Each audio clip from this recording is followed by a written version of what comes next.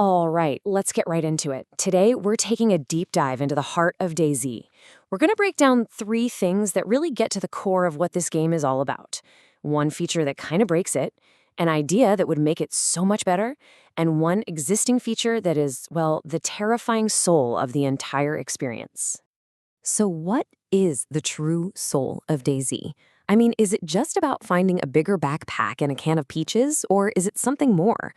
For so many of us, the real game is about that feeling in your gut, the total immersion, the constant gnawing risk, and an atmosphere so thick you can practically taste it. So let's look at what helps build that and what just shatters it completely. Okay, first up, the immersion breaker. And oh yeah, you know what we're talking about. We're making the case against code locks. I mean, just think about it for a second. The entire world has gone to hell. Society's gone, buildings are crumbling, and you're lucky if you can find a working can opener. And yet, in the middle of all this decay, you can slap a perfectly functioning 4-digit keypad on your gate. It feels wrong, doesn't it? Kind of pulls you right out of the world. And this is the perfect way to look at it. On one side, you've got what you could call organic security. That's the good stuff. That's the thrill of finding a hacksaw, the tension of trying to pick a lock, working with your team to board up a window. And on the other side, a 4-digit code. One of these creates amazing stories of raids and desperate defenses. The other one just kind of stops the story from ever happening. And that's the real problem, isn't it?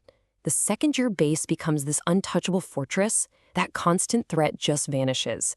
The fear is gone. And the game can quickly turn into what a lot of players call it, a glorified inventory management simulator. You're just sorting loot in a safe box. And when you lose that fear, you lose a massive part of what makes DayZ, well, DayZ. So, we've covered what breaks the game.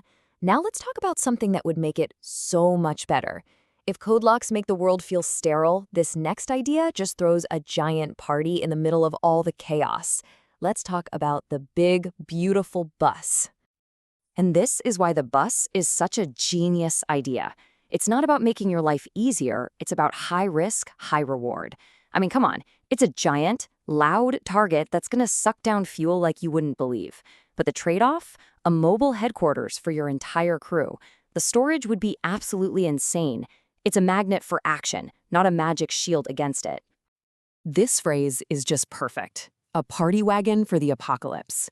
Can you just imagine rolling down the coast in this thing with your whole squad, knowing that you're the biggest, most tempting target for miles around?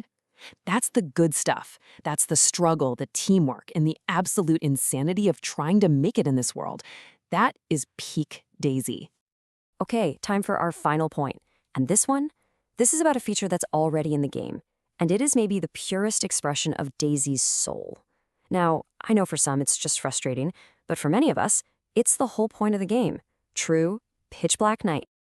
Look, when the sun goes down in DayZ, it doesn't just get a little dim. The world is swallowed by this oppressive, absolute blackness.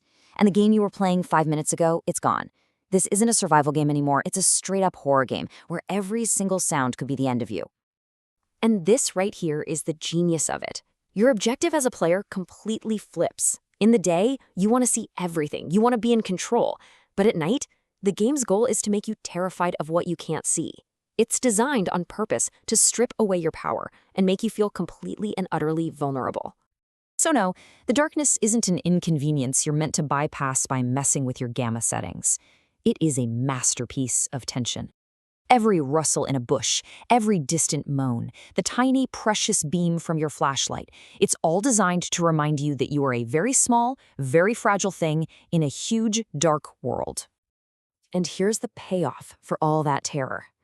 After you've spent an hour huddled in a shed, listening to things move around outside, those first few rays of sunlight feel like the biggest victory you have ever achieved. The only reason the daylight feels so good, so safe, is because the night is so terrifying. You don't just see the sunrise in this game, you earn it. When you get down to it, the soul of DayZ isn't convenience, it's struggle. It's about earning that dawn. So, for anyone who still thinks the night is too dark or too hard, there's really only one thing to say. Just because Mark's scared of the dark, it doesn't mean everyone else is.